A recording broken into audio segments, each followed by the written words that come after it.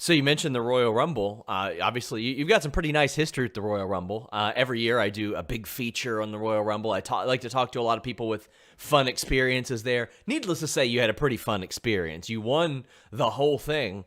Explain to me what goes through your mind, like leading up to that. You had built an incredible amount of momentum. Obviously, what happened afterwards is a bummer with how the world went between the Rumble and Mania. But that specific moment, that was one of the last great moments that we got before the pandemic. Please tell me, like, how that's brought to you and how maybe you sort of react when you finally get the news that you're winning the Royal Rumble. Well, I mean, I was just hoping for a big moment that day. And when I got the idea that I might eliminate Brock, considering what I heard the story was going to be and how dominant he was going to be in the Rumble as WWE champion, I was like, man, that's pretty cool. That's the kind of thing that can make somebody. But then the idea that I'd win as well, like, blew my mind. And I didn't really believe it was going to happen until I was the last person standing in the ring. And there was always like times where I was lying to the side of the ring and the referee was close by and I half expected them to whisper a word to me that things have changed.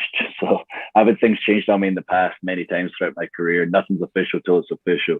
So it wasn't until that very end moment when I eliminated Roman, half expecting the crowd to boo because Edge had returned after a 9-year absence. Yeah. And that reaction was unbelievable. And we've seen the fans turn on winners in the past if they don't get what they want. And if I was in the crowd, I'd be hard pressed not to turn on me too, seeing Edge eliminated. But it was so cool that when Edge was eliminated, Roman and I got into it and I eliminated Roman, and I heard the reaction that I heard that was equal to when I eliminated Brock, which was such an incredible moment in itself. And, you know, that night was the night when Drew McIntyre finally arrived after being the future and everyone talking about my potential since I was about 15 years old. So I'm sure you're one of the few people that knew that Edge was coming back. And when you know what's going to happen and you know Edge is going to come back, again, part of you in your mind has to be like, how's this going to work out for me as well? Like, because that is something, I mean, you're not new to this game. You know, sometimes the reaction isn't the desired reaction. So, like, did you all chat at all beforehand, or were you just kind of letting him get in the zone for his big moment, his big return too?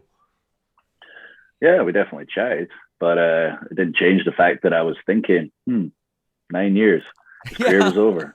He was never coming back. There he is. He's coming back. And if I'm in that crowd, I'm going to be like, oh, cool. Drew's kind of cool right now. But there's Edge. My God, what a miracle. I want to see him do the big one. So, yeah, it was certainly weighing on my mind. That's for sure. But after I got the Brock elimination, I told myself, whatever happens, happens. People are going to react how they react. I had that amazing moment right there. And I'm winning this thing. And hopefully they like it. They don't crap all over it. But if they do, I still won the thing. I've still got my title match at WrestleMania. And I was like so fortunate because I don't take anything for granted. They reacted the way they did. And I was like, oh my goodness, I can't believe, they're behind me this much right now. And all I've done the past few months is just be myself.